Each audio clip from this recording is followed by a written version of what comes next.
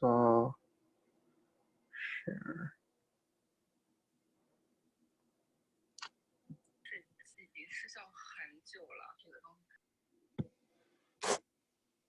Okay, so today we'll go over metric spaces. This is probably like the most important chapter because it sort of generalizes everything you've learned. So let S be a set in R, and suppose D is a function. So D will stand for distance, yeah, on S cross S to R plus, such that, basically what do you want in a distance function, right? Well, distance function should be positive, right? Like, the distance from like X to X should be 0, right? And the distance is always a positive number, right? For all X, Y, in S, X not equal to Y. So two different things should have, some strictly positive distance. And, second thing is, distance from like A to B is distance from B to A, right? And this one, is something we require. It sort of satisfies triangle inequality. So we have this. So examples include, S being R and your standard, A minus B, right? But note that there's many other distance functions. So anything that satisfies these three is a distance function. So we call a metric space S with a distance. So a metric space, the metric is the distance function. So it's just a space with some like distance function. And from here we could sort of define, if I have a sequence in the space, what does it mean to converge to something also in the space? Well, it means that, the distance from Sn to S is going to 0, right? So, in our case, we did this before, right? In the previous sections, we define what a limit is in the case where the distance is, equal with the standard one. So this is, let me call this the standard one. R with standard distance. So with this one, what does it mean? Well, limit n goes to infinity Sn equals S if and only if, right here, limit n goes to infinity d of Sn(s) is 0. But in this case, d of Sn(s) is just the thing we had before, right? This thing is 0. So, right, so this thing is your usual epsilon, epsilon definition. So, and similarly, but so we're sort of generalizing, right? So we're generalizing to more arbitrary spaces. A sequence Sn in S is Cauchy. Again, if and only if, for all epsilon bigger than 0, there exists n such that mn bigger than n implies Sn is less than epsilon. So again, if D was your usual thing, it would be Sn minus Sn, right? The thing you usually know. So here we're generalizing. And similarly, we had that R was complete under the standard distance, right? So that was the completeness axiom, if you remember. So in general, we say a space is complete if and only if every Cauchy sequence in S converges to some element in S. right? So,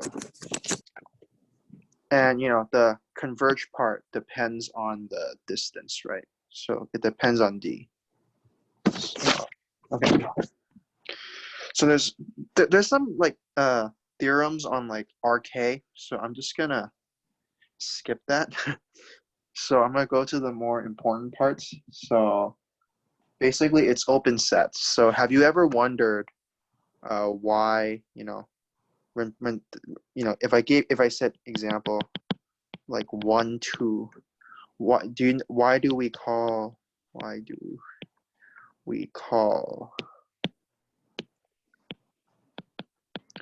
this an open interval? So I'm sure most people think open just means like two parentheses, right? You have parenthesis on the left, parenthesis on the right. Therefore, it's open. But in general, like clearly we know what an interval is. It's like of the form like a b, where where it's either bracket or parenthesis. But like like there should be a definition for open, right? I mean, it shouldn't be, the definition of open should not be parentheses. So here we say, let me just give in the definition. So SD metric space, E is a subset of S. So we say S naught is in E is in the interior of E, if and only if for some R bigger than 0, the set S and S such that distance S, so the ball of radius R, this is the sort of like the ball of radius R, is contained in E, right? Because this thing is just all the points that have distance less than R away from S naught. So we say E naught is the set of interior points, set of points in E, interior to E. And then we say E is open if every point of E is interior to E. So basically, i.e., E is E, I'll call it E circle. So let's sort of see why 1, 2 is open now, right? Like if I have 1 here and 2 here, like basically, no matter what point you choose inside this interval, in the interval, right? Let's say I choose X here, I can always find the ball such that the ball is in my interval, right? So example, like 1/2 is in interior of E, as if I take the ball of radius 1/4 around the half, this is contained in 1, 2, right? Because 1/4 will only take me to 3/4 and 1/4, right? So, and you can see that this holds true for any other point inside, right? Like you might need a smaller radius, not 1/4, but it'll certainly hold that even like for points close to 2, you could take a small enough ball, right? Such that the ball lies in E. That's what we want, right? This is the ball of radius R centered at S naught. So just to match notation here. So I call it balls because it's pretty much like a ball. It's like an interval. So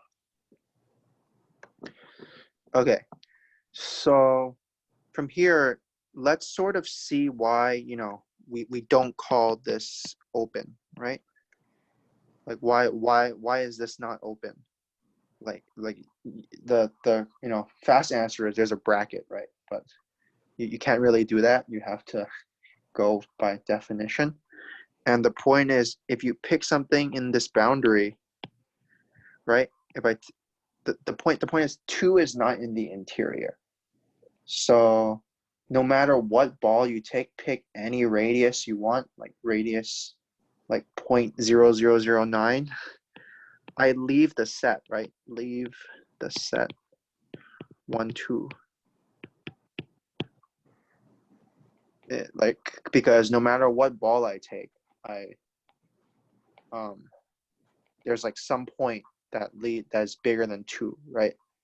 So you see here, like this set is not open because 2 is not an interior point. So, okay. Is everyone clear so far? Sort of. Okay. So if there's something called De Morgan laws.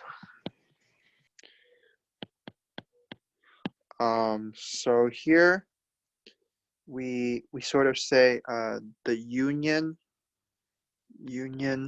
of collection of open sets are open. So this is any union. Yeah, it could be like infinite union, finite union. It's open, and you could sort of see that, right? Because if I take the union of open sets to show it's open, right? Like you just, if you can find a small ball around 1, you're done, right? That small ball certainly lies in the union. It's not true for intersections. So intersection of finitely many open sets are open. So for intersections, only finitely many. So it's not true for infinitely many, right? So counterexample for like the infinite case, just take this, right? So without loss of generality, it's 2 parentheses, so it's open. So each set inside is open, right? But when I intersect it, what's the intersection? Here, I can't get any number bigger than 1 because the 1 over n goes to 0, right? And I can't get any number less than 1 because of the minus 1 over n, right? Eventually, it's going to not be, for large enough n, it's not going to be in the interval. And to be in the intersection, I need to be in every single one for every single n. So you see that this thing is just a set 1. So this is an infinite intersection of open sets, and 1 is not open, right? I mean, here if you have the 1, no matter what ball you choose, it's gonna leave the set 1, right? You're gonna get, no matter what ball you pick, what radius you choose, you're gonna get values smaller than and bigger than 1, right? So turns out the singleton sets of just 1 element, they are not open. So okay, so definition.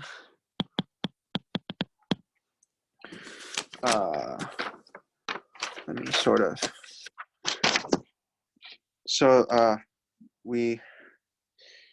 oh, sorry. Did I define? Yeah, okay. So sticking to this notation. So SD metric space E subset of S, we say that E is closed if and only if the complement is open. So, so an example would be something here. So an example would be, i.e., hopefully you all can check that the complement, some people write this as E complement.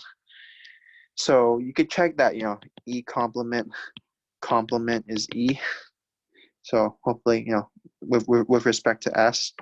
So what you're gonna get is the complement of any open is closed. So, right? So if E is open, E complement is closed. So using this, you could prove this. And if E is closed, E complement is open. So the complement of any open set is closed. So, I mean, just take the open set you know. What is the complement of this? If this is E, and let's consider R as my whole space, then the complement of 1, 2 is just negative infinity 1 union 2 to infinity, right? So this set is closed, right? Just by definition. So again, De Morgan law. So I'll shortly explain why bracket 1, bracket 2 is closed, but we'll get to that soon enough. But De Morgan law basically says, so closed set, certainly by taking complements, you get the result, right? So if an infinite union or an arbitrary union of open sets is open, well, if I take the complement of all these open sets, they're closed, right? And turns out when you take complement of a union, it becomes intersection. So turns out that intersection of closed sets is closed.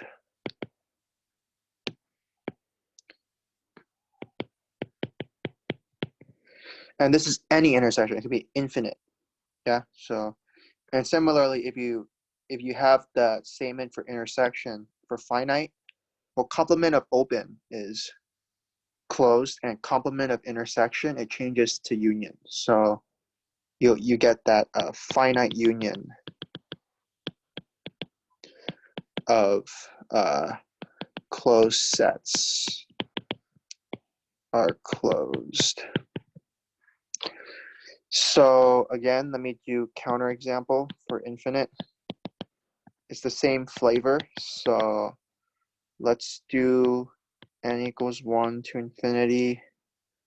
Let's do, let me think. So I want 1 minus 1 over n, 0 plus 1 over, just so this is pretty much just 1 over n, right? Because it's 0.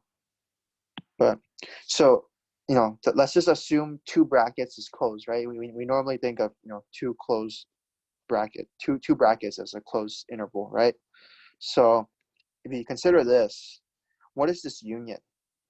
This union, it includes every number before 1, right? Because 1 over n is going to 0, so 1 minus 1 over n is going to 1. So I'm certainly going to get every number up to 1, but I never hit 1, right? Because 1 over n is never exactly 0. And similarly, I get every number going to 0. So this is just the open interval. This is open, right? Because it's two parentheses. But so this is an example of an infinite union of closed sets not being closed. So, okay. Any questions so far? All right, great. So let's continue. So the closure.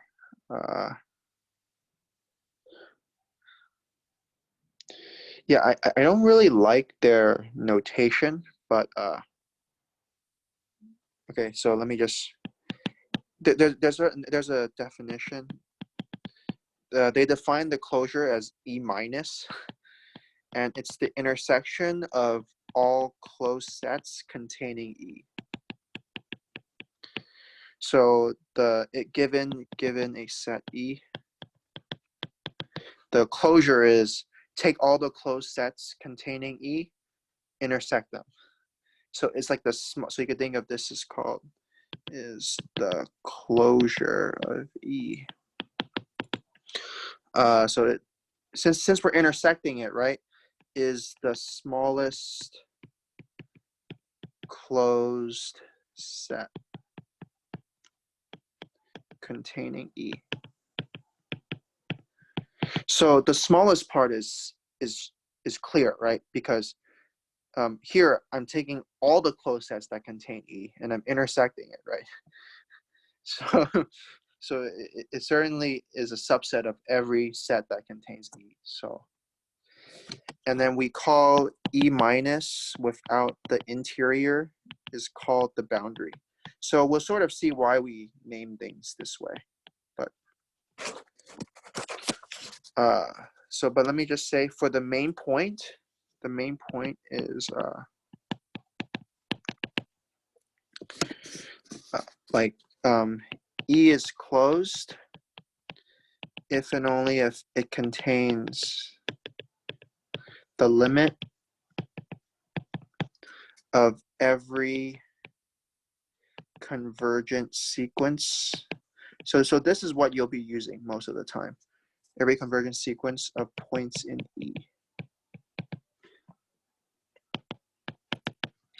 Right, so similarly,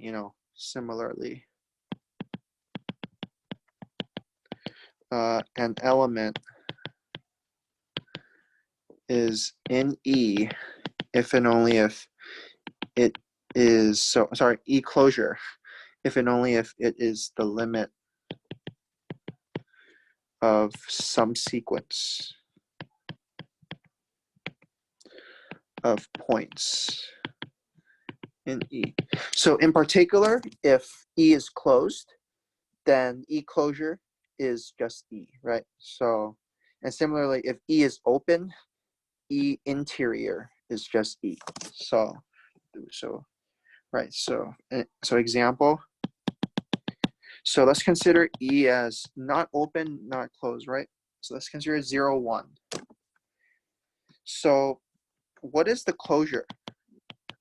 So we need to find, what points. So remember, an element is in the closure if and only if it is the limit of some sequence of points in E.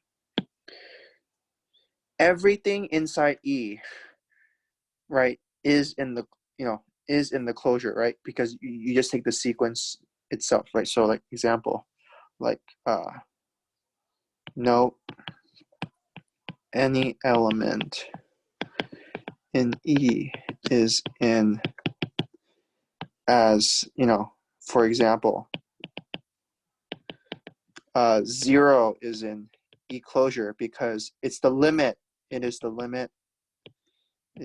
limit of the sequence of zeros, right? Right?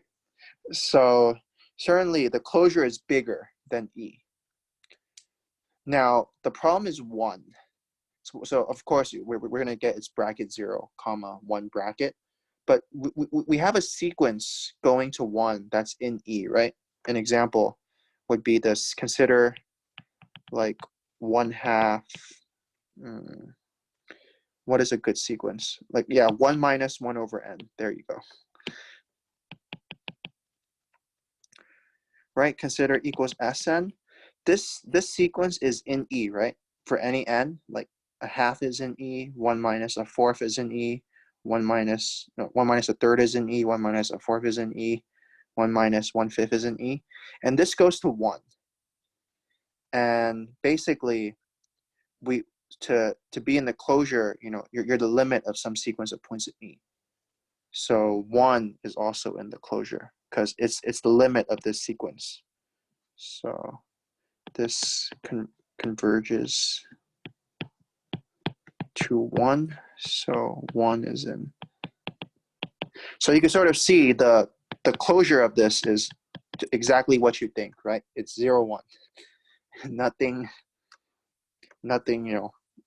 is to be expected, right? I mean, what's the smallest closed set that contains bracket 0, comma 1 parenthesis? You just put the bracket on the 1.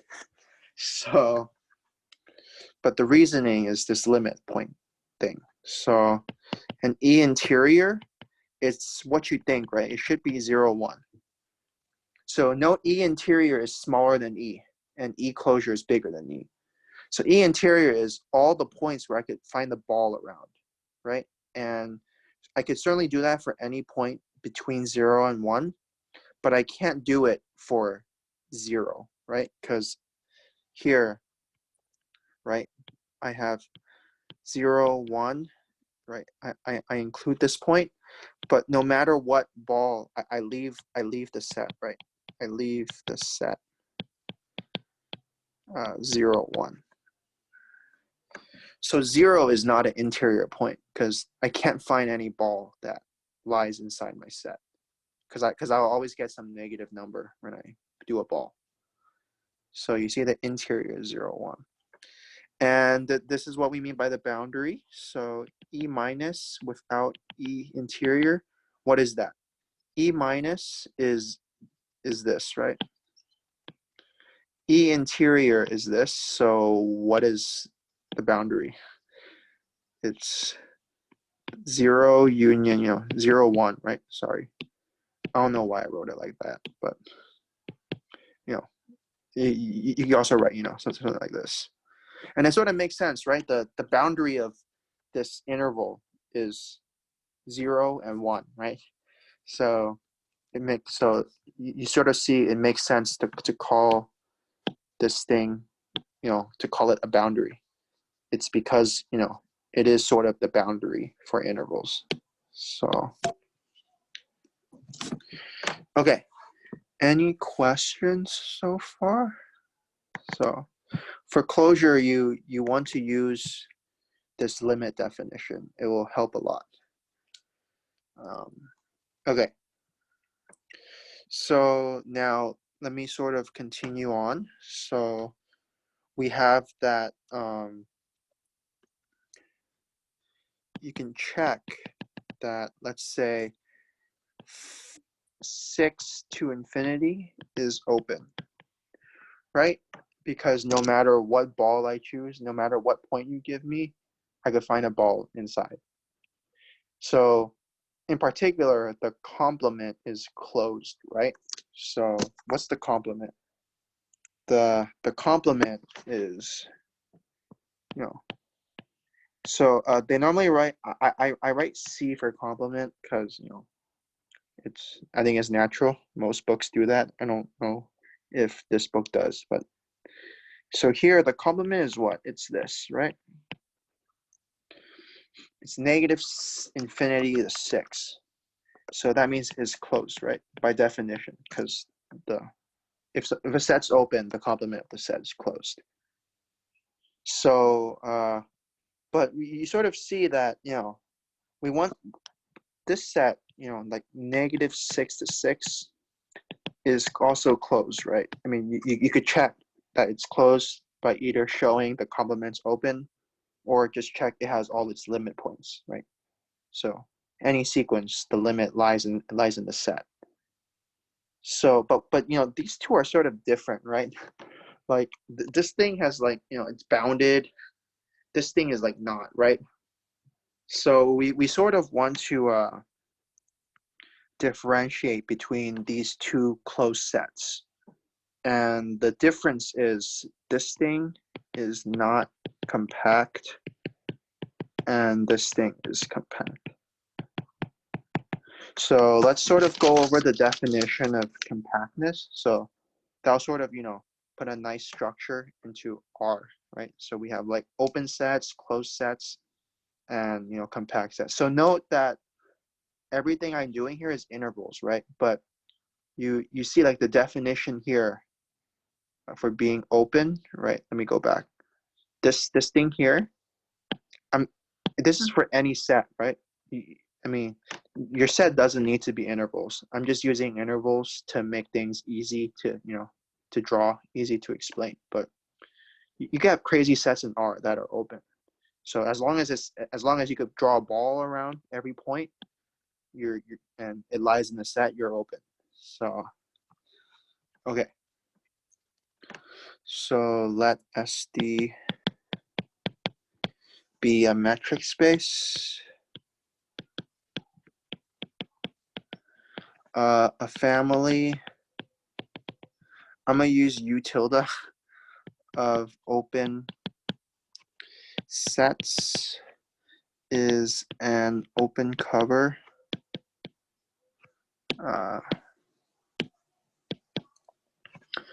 for a set E. If and only if, I mean, what does it mean to be open and a cover? That means you cover E and you're open. So you're a union of like open sets. So this is, so U such that U is in here, right? So remember, U tilde is a collection of open sets.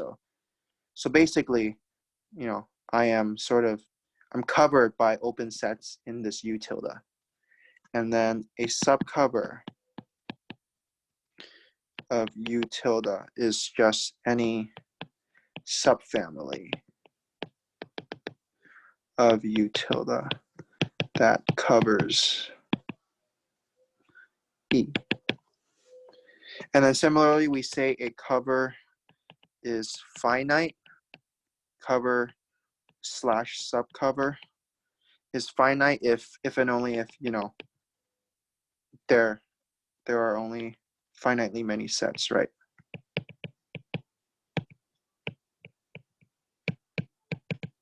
So note here, this could be infinite, right? So we sort of say, oh, we you know, it's finite if this thing's finite, right? So we say a set E is compact if and only if every open cover. So this is the hard definition, yeah? So this is something you have to wrap your head around. There'll be an easier definition I will explain, you know, in like 5 minutes, but this is the definition you know, most mathematicians use, because it turns out that the other definition only holds for like R. So let me start explaining. So if only if every open cover of E has a finite subcover of E. So that means no matter what open cover I take, I could find finitely many open sets that still cover my space. So the nice thing, right, this is theorem. A subset E of RK is compact if and only if it is closed and bounded. So you see, this is much easier to check, right? Because how are you going to check every open cover of E, right? I mean, if you want to use this definition, you say, okay, consider any open cover. You have to show that there's a finite subcover, right? I mean, that open cover could be anything. It could be something crazy. So, but it's easy to show a set E and R is bounded. And I mean, I just defined it, but to show it's closed, you know, you do something like this, right? You either show the complement's open or you show it has its limit points. But that's something, you know, you could write out explicitly, right? This thing is sort of impossible. So on the other hand, to show something is not compact, you just need to find one open cover that does not have a finite subcover. So let me just give an example. So again, like 1, 2, right? Closed and bounded, right? It's certainly closed and bounded. So compact. And R, so R is closed, right? I mean, R contains all the limit points of R, right? I mean, it's the whole space, but not bounded, right? So by R, I mean like, you know. So, but let's try to, you know, let's just try to consider, you know, an open cover. Let's try to actually see why it's not compact. So you know, so not compact. But let's try to use the definition and see how it works, right? So let's take U tilde to be the set, the family of A infinity for A in R. So certainly R is contained in the union of everything in U tilde, right? I mean, any point lies in some interval, right? So like example, like I don't know, -5 in R lies in -6 to infinity, which is in U tilde, right? Remember, so certainly, like, you know, my U tilde, if I take every open set in U tilde, open is, in this case, U tilde is just an open interval. It covers all of R, right? But there's no, you know, finite subcover, right? Because in order to show it's compact, I need to show every open cover of E has a finite subcover. So this is one open cover of E, so it better have a finite subcover if it's compact. And the point is, it doesn't, right? Because if there was, call it, you know, so if I could cover it with only finitely many things in U tilde, so let's say A1 infinity, right? A2 infinity. There's only finitely many, so AK infinity. This cannot cover all of R, right? Because it's finite. So, I mean, for example, take a minimum of A1 to like AK. Then like AK, sorry, take, no, let's call this, I don't know, A. Call the minimum A. Then like A minus 1 is not in union I equals 1 to K AI infinity, right? I mean, you can sort of see this, right? Like, it's impossible to cover R with only finitely many of these. So, okay, any questions so far? So again, no, this only holds for R, right? I mean, it holds for like R2, R3, which I mean, I didn't really define yet, but basically all the theorems you read in that chapter, like anything that, all the good stuff that holds in R, holds in RK. So like RK is just like, you know, a bunch of copies of R, right? So that what they do is they basically define what it means for a sequence to converge in RK, and everything's component wise, right? So a sequence converges if and only if it converges in every component, and in every component it's just R. So it just means if it converges in R on every component. So, and since everything's done component wise, every things that hold true in R sort of hold true in RK. So that's the part I sort of skipped, but it's not really important. I feel, you know, like studying these sets is the most important, I guess. Okay, any questions so far? No, everyone understand? So let's sort of do, let's start off easy. Yeah, I'll sort of go, I'll talk about the Cantor set and stuff later. But before I do 13.9, 13.10, let me sort of you know, show you 13.7. I'm not, I'll let you think about it because it's very interesting. So 13.7, talk next time, but let me sort of convince you why it's somewhat true. So let U be open set. So this is just an open set. Yeah, there's, you know, it could be crazy. It could be some crazy weird set. Like, but the nice thing is in R, open set in R, sorry. Let's just do it in R. Then U is open union finite slash infinite. Infinite union of open intervals. So before I continue, note that balls, like the balls I explained earlier, where did I explain balls? Right here, right? The BRS naught, these are intervals, right? Like the ball of this thing is just, I mean, the ball of radius 1/4 center at a half is just 1/4, 3/4, right? A half plus a fourth, a half minus a fourth. So balls are sort of, you know, some sort of like symmetric intervals, I guess, or whatever you want to call it. Okay, so this is nice, right? Because no matter how crazy your open set is, you know it's just some finite slash infinite union of open intervals. So let me sort of convince you, at least it's a union of of disjoint.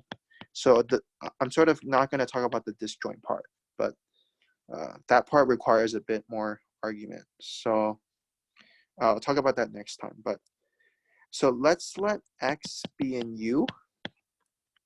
Since U is open, that means there's some ball of some radius around X that lies in U, right? So there exists Rx, so R depends on X greater than 0, such that this is just the definition of being open, right? Just that the ball lies in U. And what we're going to do is we're going to take the union of, so U is certainly contained in every X in U, ball Rx X, right? So let me start explaining this. So I'm doing this for every X in U, right? For every X in U, I have a ball. So if I union over all X in U, these balls cover U, right? Because each ball contains X, and I'm unioning over every X in U. So, so certainly the U is contained there. But on the other hand, BRX of X is contained in U, right? So right here. So every term in my union is contained in U. So the union is going to be contained in U. So it turns out that you're going to get U is equal to this, union, right? Okay, does everyone understand this?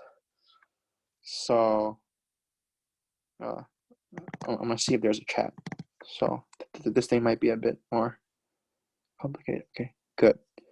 So, right, so again, I'm unioning over every point in U, and every ball contains X. So certainly I contain U, but on the other hand, every ball is contained in U. So the union is contained in U. So certainly you can sort of see immediately that it's a union of these balls are intervals, right? So it's a finite slash infinite union of open intervals. We pretty much answered everything but the disjoint part, right? Because I mean, the finite and infinite depends on whether U is infinite or not, right? So it turns out that you could prove something stronger. It's actually don't worry about this, but you can actually prove it's a countable union of in open intervals. So I never define what countable is, but let me sort of, have you ever wondered, like, we have the natural numbers, right? Included in integers, included in rational numbers, included in R, right? And each of these are infinite, right? I mean, so you could sort of ask, like, but like R is certainly bigger than Q. Q is bigger than Z. So you could sort of, there's sort of a notion of, is there different types of infinity, right? Because they're ball infinite, but certainly R is bigger than Q, right? In a sense, right? So the countable is sort of like the smallest type of infinity. If you're interested in this, study set, take a set theory class. Yeah. Okay, but anyway, I'll let you think about how to make it disjoint. And the point is, and the idea is like, if I had like 1, 2, and like as like BR1 of X, I'll just write ball 1. Yeah, my first ball is this, and then like my second ball might be like this, right? 1/2 to 3. I might as well just combine it to like 1/2 to 3, right? Instead of just writing 2 balls, just make it 1 ball, right? So it's sort of like some combining argument. But anyhow, hopefully you can all see that any open set is a union of open intervals. So let's move on. So let's practice, the definition of closure now. So let's do 13.9. Yeah. So let's just start off easy. So I have these are subsets of R. So A 1 over n. So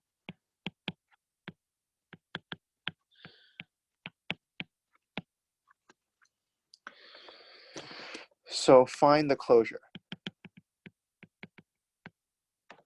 Again, every point in, let's call this E, yeah? Since we used E in, my definition, I think it's easier to just call it E. So certainly every point in E is in the closure. But the point is, do we get any more? So the question is, what limit points do we get? Does anyone have an answer?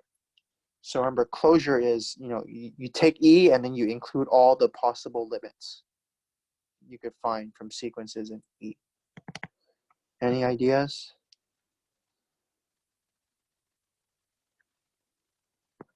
Well, a lot of people.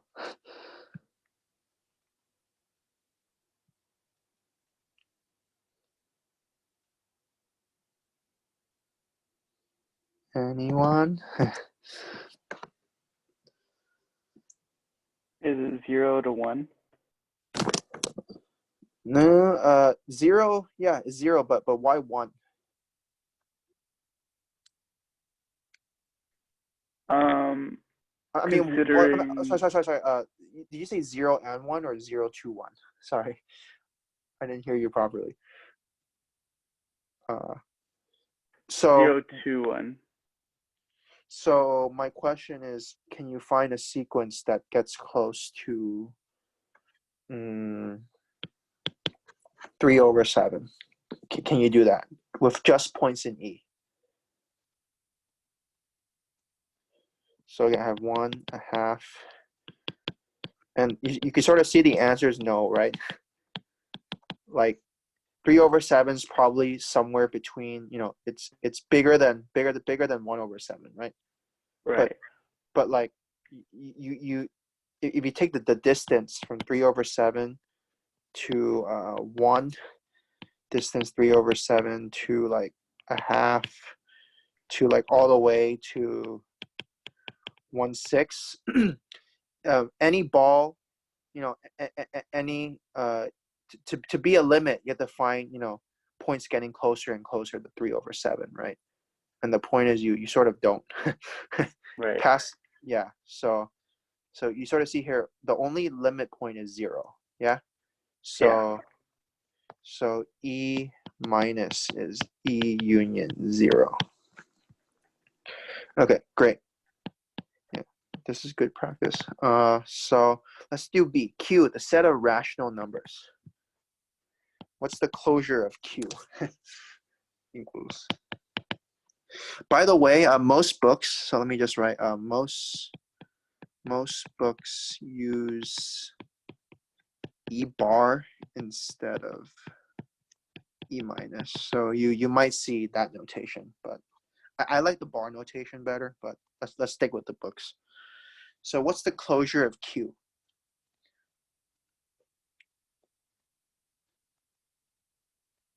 So again, what numbers can a sequence of rational numbers converge to?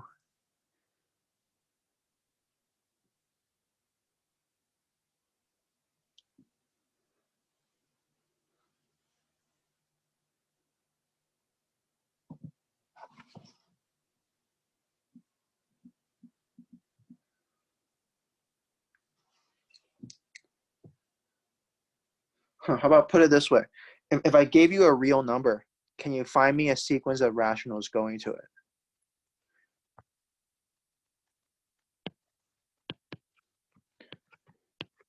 If I take a ball of 1/2 and, sorry, r minus 1/2, r plus 1/2, density of rationals gives me something, right? Gives me Q1, density of rationals. Hopefully you all remember that argument, this argument before. So then you do r plus 1/4, r minus 1/4. Density of rationals gives you a Q2. And you can see that this sequence goes to R, right? If you keep going, go to 1/8, 1/16. So you can see that the closure Q minus, or just E minus, is just the whole real line, right? Because given any real number, there's a sequence of rationals going to it. Any questions so far? So let's do the last one. knowing part B, hopefully you can answer part C. So C is a set of R and Q such that R squared is less than 2. So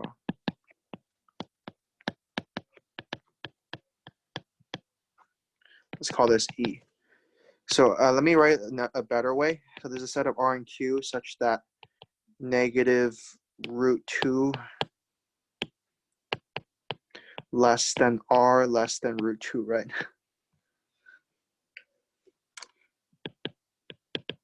So if you know, any sequence in Q converges to a real number, right? Then you can sort of imagine every sequence in Q that's, between negative root 2 and root 2 will converge to any real number between root 2 and root 2, right? Negative root 2 and root 2. So by the same argument above, right? So certainly like this thing's in here, right? But you also need to include the boundary points, right? Because you could find a sequence going like up to like going, up to by this I mean like a sequence inside the interval, and then a sequence going up to root 2, right? Like, an example, like root 2, I can even just write it out. Like on your calculator, it's this, right? So just use the sequence 1, 1.4, 1.41, dot, right? That's an example. So certainly, so the closure is actually, just this. So reality check, your answer should be closed. Your answer should be a closed set, right? So it should be closed set. So if you put this is wrong because it's an open set. So you just reality check. Okay. That'll be it for today. We'll do more examples on metric spaces next time because I realize it's a bit more complicated. So your quiz is on, just this section, metric spaces. Yeah, everyone good. It'll be on Canvas, so on Canvas. Are we going to be doing the same thing as before, where it's like a test on Canvas, or are we going to do what we did beforehand, where it was? Yeah, but by on Canvas, I mean like test on, like it'll be like, just like 3 questions, like true, false. Okay. Yeah. Okay, gotcha. Okay, so we're not going to be doing like scan it in and stuff. Yeah. No. Okay, gotcha. Okay, everyone good. Hopefully that was clear. All right, great.